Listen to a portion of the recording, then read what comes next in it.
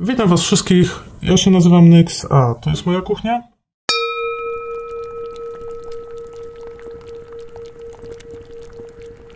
Witam, na kolejnej magicznej wyprawie dowiecie się, jak pozyskiwać rosę, zgodnie ze wszystkimi zasadami kunsztu czarostwa i jak ją właściwie wykorzystywać. Zacznijmy może jednak od tego, po co właściwie w czarostwie tradycyjnym zbiera się rosę. Rosa, która zbiera się na liściach przed świtem, jest jednym z najpotężniejszych i najsilniejszych naturalnych leków. Innymi słowy, jest jedną z najbardziej potężnych rodzajów wody, którego możecie użyć w uzdrawianiu. A także we wszelkich zaklęciach dotyczących błogosławieństw lub też ochrony przed wrogimi zaklęciami, zwłaszcza przed takimi, które niosą śmierć lub choroby. Rosy używać można również w magii uroków. Na przykład po to, aby zauroczyć właściciela, do którego należy pole, na którym zbieraliśmy ją, jego dobytek, przede wszystkim jego żywy inwentarz.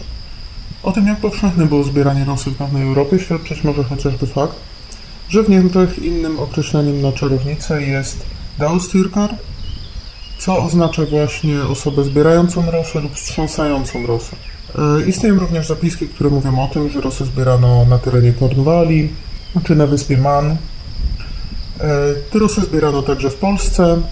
Zwykle osoby, które zaobserwowano na zbieraniu właśnie rosy przed świtem, były podejrzewane o próbę zauroczenia pola lub bydła właściciela, co oczywiście nie było do końca bezpodstawne, aczkolwiek jak mówiłem, rosy można używać również w innym celu. Nie zawsze tylko i wyłącznie po to, żeby rzucać uroki. Zacznijmy więc może od tego, czego będziemy potrzebowali, żeby zebrać rosę. Przede wszystkim będziemy potrzebowali możliwie dużego kawałka naturalnego płótna. To płótno nie powinno być barwione, ale powinno być białe, więc może być bielone w różny sposób, nawet w sposób naturalny na słońcu. To jest w porządku.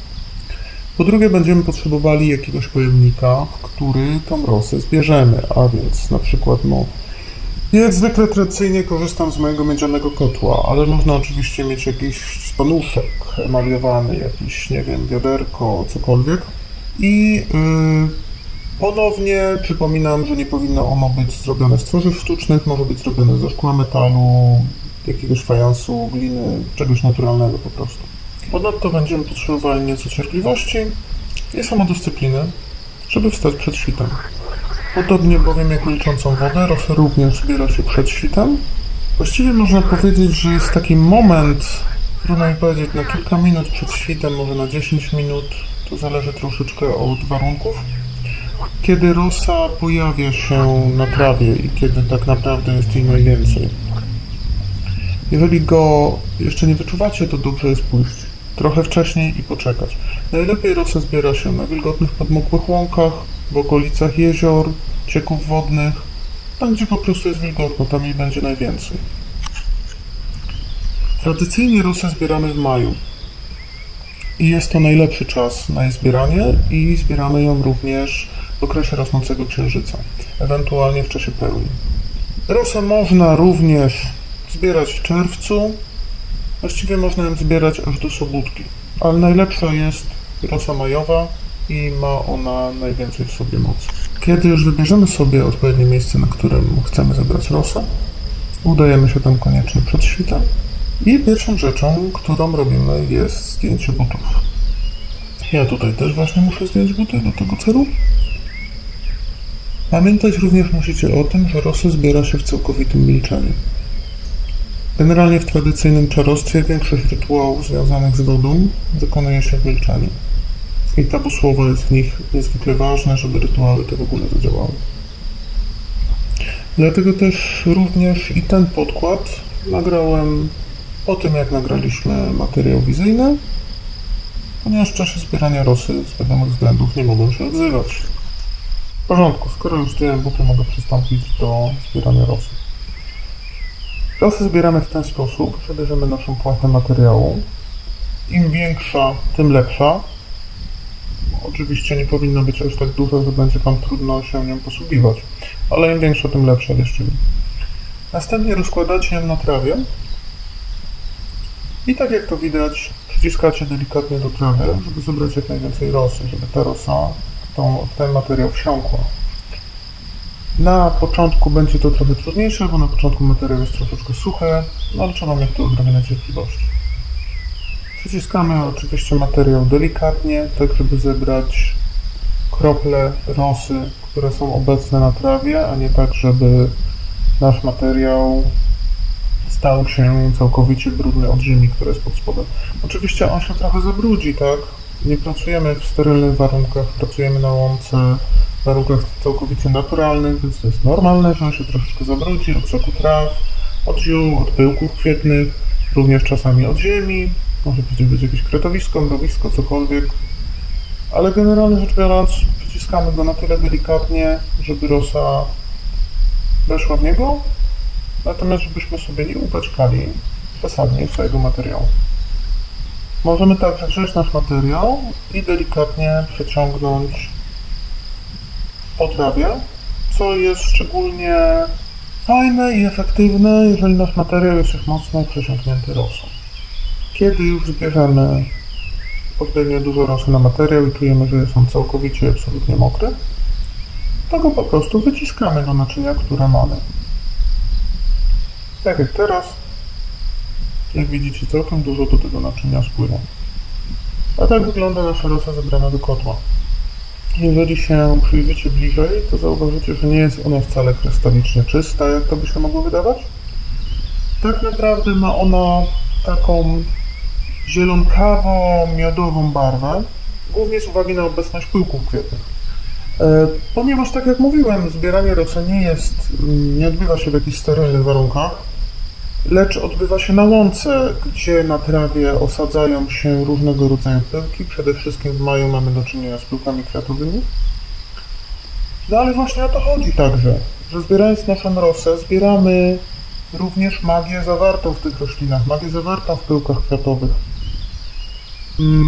Pyłki kwiatowe mają w sobie ogromną siłę życiową, ogromną moc życiową i to wszystko przechodzi do naszej rosy. To wszystko możemy ze sobą zabrać, abyśmy później mogli wykorzystać to w magii, przede wszystkim w magii uzdrawiającej. Zbieranie rosy w maju jest niezwykle magiczną, wdzięczną czynnością, która jest naprawdę bardzo ciekawą przygodą. Tutaj w oddali na łące możecie zaobserwować również członków mojego kołenu, którzy zbierają rosę. Mimo że zbierają ją razem, z pewnością zachowują milczenie, które jest nieodzownym warunkiem w tego rodzaju magii. Kiedy już przyjdziecie na wskazane miejsce, musicie wypatrzyć ten magiczny moment, kiedy rosa zaczyna pojawiać się na liściach. To się dzieje tak naprawdę w ciągu kilku drobnych chwil. Najpierw macie do czynienia z lekką wilgotną trawą, a potem kiedy spoglądacie, to wszędzie wokół was są właśnie srebrne kropelki materializujące się na ostrych źdźbłach młodej trawy. I wtedy właśnie przystępujemy do zbioru. Tak zebrana rosa jest pełna wibracji życia, pełna mocy duchowych, kwiatów i okolicznych roślin, które zawarte są w pyłkach, które się w niej znajdują. Możecie ją przede wszystkim dodawać do różnego rodzaju mikstur magicznych, przede wszystkim mikstur uzdrawiających i miłosnych. Można także dodawać ją do uzdrawiających kąpieli. Te magiczne chwile przed świtem są najbardziej niesamowitym czasem, jeżeli chodzi o całą dobę. Są chwilą, kiedy sen miesza się z rzeczywistością, kiedy świat duchów jest właściwie na wyciągnięcie ręki, kiedy w mgle zaobserwować można przesuwające się cienie, kiedy powietrze drży od śpiewu ptaków, będąc przesycone tym dziwnym, bladym blaskiem, który nie przypomina w niczym żywego i złotego światła słońca.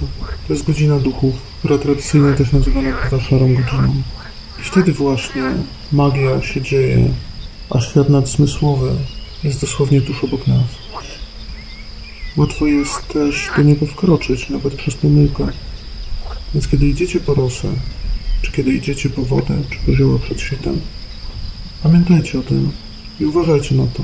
To nie są wyprawy, które dokonują się tylko na planie fizycznym, ale przede wszystkim mają one miejsce na planie duchowym. Kiedy wyruszacie gdziekolwiek przed świtem, Tak naprawdę wstępujecie do krainy duchów. Jak mówiłem, zbiór wymaga trochę cierpliwości i jest pewnego rodzaju żmudną pracą, ale naprawdę się opłaca. Im więcej włożycie do trudu, im więcej włożycie do pracy, tym potężniejsze później będą wasze zaklęcia. Kiedy już macie odpowiednią ilość rosy, a warto zaznaczyć, że rosa nie jest czymś, co można przechowywać długo i w nieskończoność, ponieważ z uwagi na pyłki kwiatowe ma skończoną, że tak powiem, przydatność do użycia. Dobrze jest okryć ją czymś, żeby ochronić ją przed wzrokiem przypadkowych osób. Nie chcę bowiem, żeby zepsuły nam zaklęcie. I należy w milczeniu wrócić do domu. W domu dobrze jest tak zdobytą rosę przefiltrować. Zwykle nie usuwa to z niej pyłków, ale usuwa na przykład źdźbła trawy albo jakieś grudki ziemi. Można się w ten sposób po prostu pozbyć zanieczyszczeń. Rosę filtrujemy oczywiście przez filtr do kawy. Następnie można ją trzymać w lodówce lub gdzieś w ciemności. I dobrze jest ją wykorzystać w ciągu miesiąca. Musicie ją po prostu obserwować. Dziękuję Wam wszystkim za udział w tej magicznej wyprawie. Mam nadzieję, że Wam się podobało. Jeżeli tak, pamiętajcie, koniecznie dajcie łapkę w górę. Jeżeli jeszcze nie zasubskrybowaliście mojego kanału, koniecznie to uczyńcie. To jest naprawdę dobry moment, żeby to zrobić. Pamiętajcie bowiem, że każdy komentarz, każda łapka, każda subskrypcja sprawia, że ogień płonie mocniej pod tym kotłem. To w zasadzie tyle. Do następnego zaklęcia.